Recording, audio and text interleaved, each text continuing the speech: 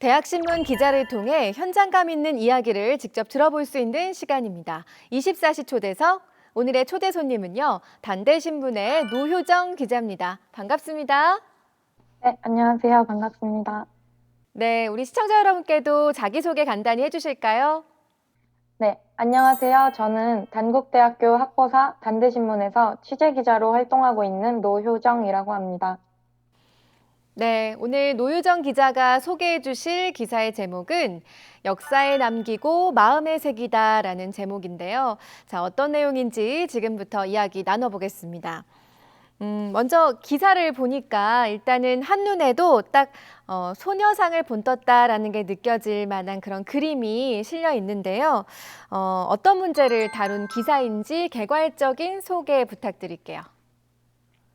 네, 일본군 위안부 문제를 전체적으로 다룬 기사입니다. 일본군 위안부의 정의를 시작으로 그 역사에 대해 다뤘고, 후에 현재까지 어떤 논란들이 있어 왔는지, 또 현재는 어떤 논란들이 대두되고 있는지를 언급했습니다. 마지막에는 우리 단국대학교 학우들이 함께 할 수 있는 노력을 제시해 문제 해결을 위한 참여를 도모하기도 했습니다. 사파의 경우에는 기사 일러스트를 신경 써서 소녀상이 따뜻한 느낌으로 그려지기를 요청드렸는데 일러스트 기자님께서 너무 잘 표현해 주셨습니다.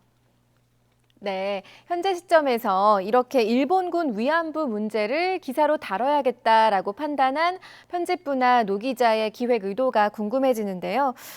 우리가 왜 지금 이 문제에 주목해야 하는 걸까요? 네, 최근에 대표적인 일본군 위안부 지원 단체인 정의기억연대의 자금 투명성 논란이 불거졌습니다. 그로 인해 조용했던 일본군 위안부 문제가 다시금 수면 위로 오르게 됐죠. 하지만 다시 화두에 오르게 되면서 일본군 위안부 자체를 부정하는 모습들이 보였습니다. 때문에 함께 기사를 작성한 기자님들과 이를 바로 잡아야 할 때라고 생각하게 됐습니다. 또 이용수 할머님께서 기자회견을 하시는 것을 보면서 김학순 할머님께서 피해 사실을 세상에 증명하셨던 첫 기자회견이 떠올랐고 다시 한번 그들을 기억하고 힘을 보태야 할 때라고 생각하게 됐습니다. 그래서 일본군 위안부를 기사로 다룬다면 지금이라고 생각했던 것 같습니다. 네, 많은 사람들이 알고는 있지만 정확히는 잘 모르는 위안부라는 단어의 정확한 뜻이 어떤 건지 좀 설명이 필요할 것 같고요. 또 우리가 정신대라는 명칭을 간혹 사용하기도 하는데 어떤 차이가 있는지도 설명 부탁드릴게요. 네, 사실상 위안부라는 단어 자체에는 위안을 주다라는 의미가 담겨 있기 때문에 일본군 위안부를 지칭할 때는 위안부의 작은 따옴표 표시를 사용해서 인용의 의미라는 것을 표시해 주어야 합니다. 또한 종군 위안부라는 표현이 있는데 이는 자발적으로 따라갔다는 의미를 내포하고 있기 때문에 사용하지 말아야 하는 단어이고요. 정신대라는 명칭의 경우에는 먼저 일본군 위안부와는 다른 것이라는 점을 말씀드리고 싶고요. 정신대는 나라를 위해 몸을 바친다는 의미를 담고 있습니다. 즉, 일제강점기 당시 일본에 의해 강제 노역을 당하신 분들을 불렀던 말입니다. 일본군 위안부 또한 일본에 의해 강제로 끌려갔기 때문에 현재까지도 같은 말이라고 알고 계신 분들이 많은데요. 원칙적으로 여성 근로 정신대와 일본군 위안부는 다른 제도였음을 알려드리고 싶습니다. 네, 그렇군요. 이전에는 조금 묻혀 있다가 어떤 계기를 시작으로 이 문제가 많이 거론되기 시작했어요. 본격적으로 대두된 계기가 있었죠? 네, 일본군 위안부 문제가 발생한 직후에는 당시의 사회적 분위기와 피해자에 대한 낙인 때문에 피해 사실이 쉬쉬댔었습니다. 하지만 1991년 8월 14일 위안부 피해자이신 김학순 할머님께서 기자회견을 통해 처음으로 세상에 일본군 위안부 피해 사실을 공개 증언하셨습니다. 때문에 이후 일본군 위안부 문제가 공론화될 수 있었고 해당 날짜를 위안부 기림의 날로 지정하기도 했습니다. 네, 그렇군요. 위안부 문제에 대한 그동안 일본 정부의 입장은 어때 왔는지도 전체적으로 좀 정리해 주실까요? 네, 일본군 위안부 문제가 공론화된 후에는 우리나라는 해당 역사적 사실을 국제사회적으로 바로잡기 위해 노력했습니다.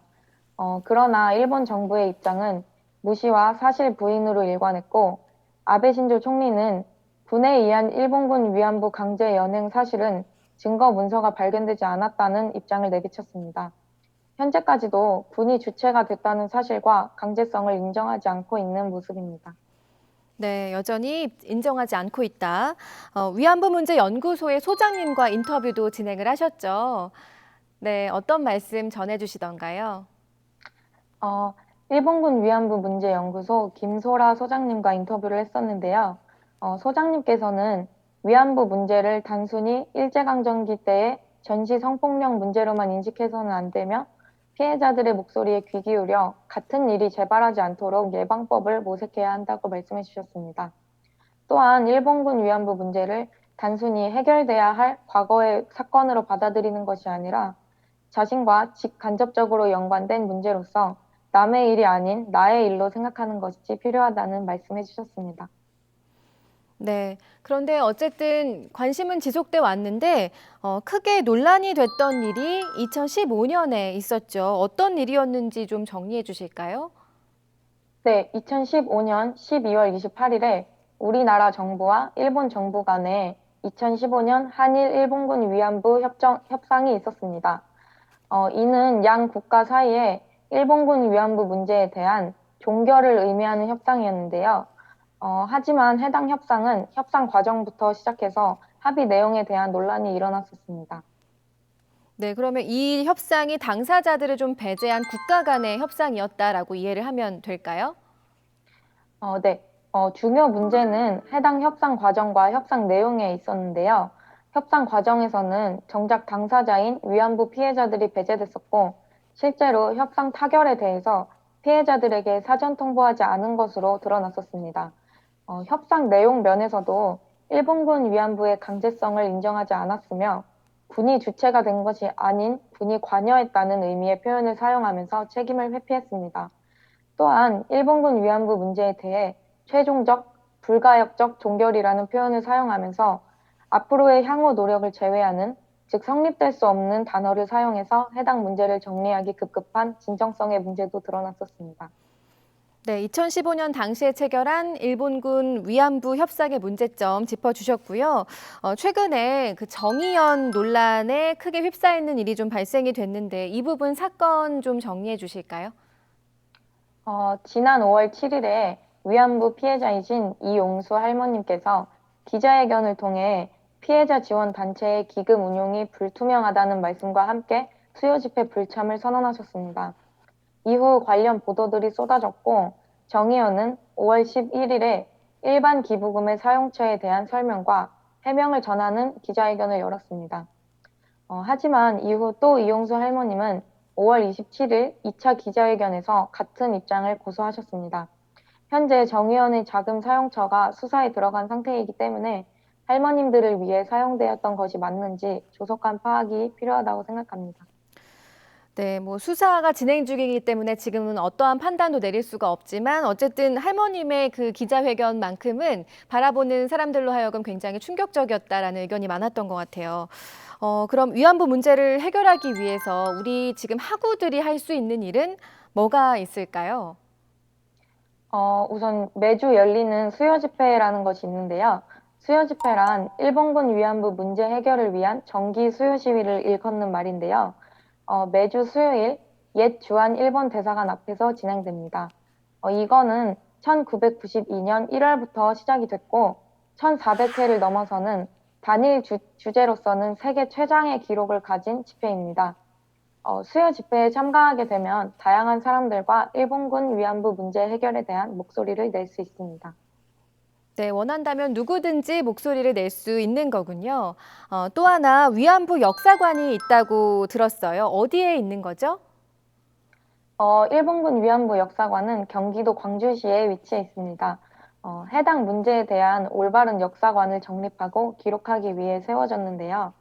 역사관에 가게 되면 일본군 위안부의 시작부터 현재까지의 역사와 함께 해외 각국 피해 여성들의 증언과 증거들을 볼 수 있습니다. 또한 증언에 의해 재현된 위안소 모형도 마련이 되어 있습니다. 네, 그렇군요. 역사 인식을 바로 하고 좀 더 제대로 위안부 문제를 아는 게 첫걸음이라고 한다면 우리가 그 다음 단계로 작은 실천이나 동참을 할 수 있는 방법에는 어떤 것들이 있을까요?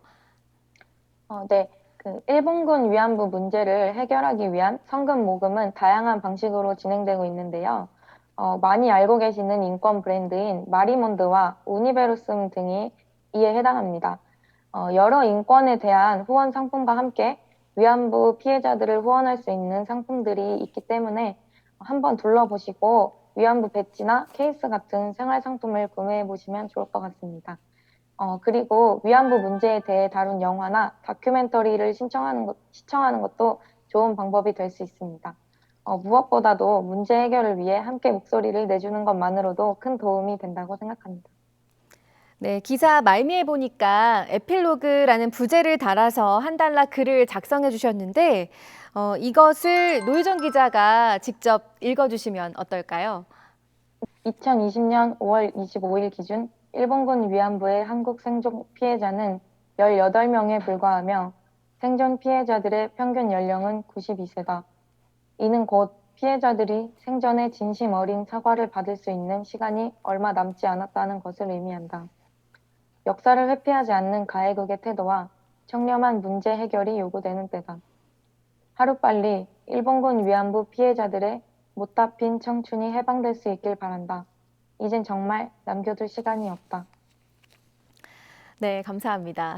기사를 정리하는 의미에서 이제 이 기사를 이번에 다루면서 우리 노 기자가 정말로 학우들에게 하고 싶은 메시지가 있었던 것 같아요. 어떤 부분 전하고 싶으셨나요?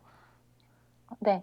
이 기사를 통해서 가장 전하고 싶었던 메시지는 아무래도 이젠 정말 남겨둘 시간이 남지 않았다는 것을 전하고 싶었습니다.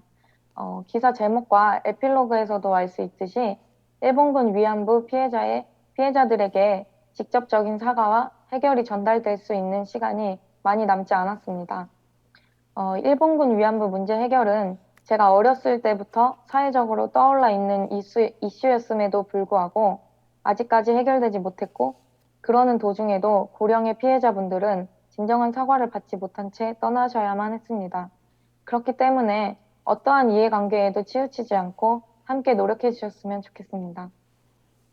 네, 감사합니다. 저희 대학 24시 이제 오늘 저희 24시 초대석에 출연해 주셔가지고 이제 마무리할 시간인데 대학 24시에 출연하신 소감 마지막으로 부탁드릴게요.